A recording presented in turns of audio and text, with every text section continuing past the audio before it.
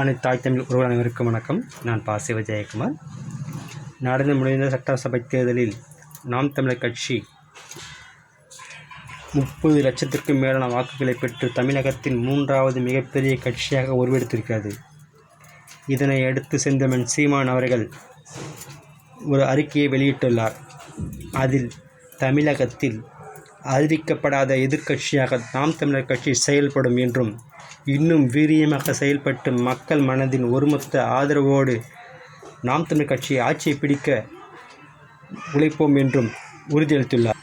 அவர் அறிவித்த முழு அறிக்கை உங்கள் பார்வைக்கு இதோ.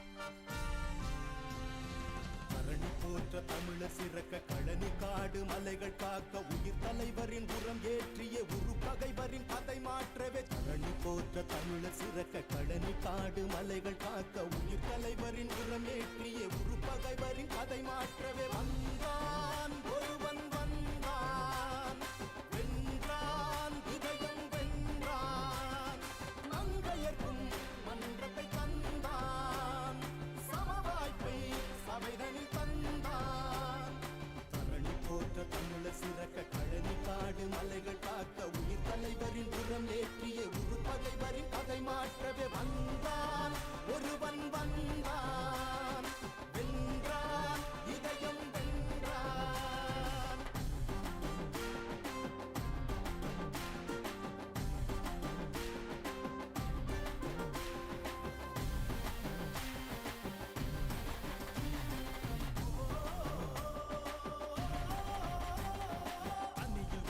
ஒதுங்கி நின்ற ஆதி தமிழரை துதிவில் நிறுத்தி அழகு பார்த்து புரட்சி செய்தவன் சாதி கேட்டு போடும் போட்டு தீட்டு என்பதை சபைகள் தோறும் பகைவர் மிரள போட்டு உடைத்தவன்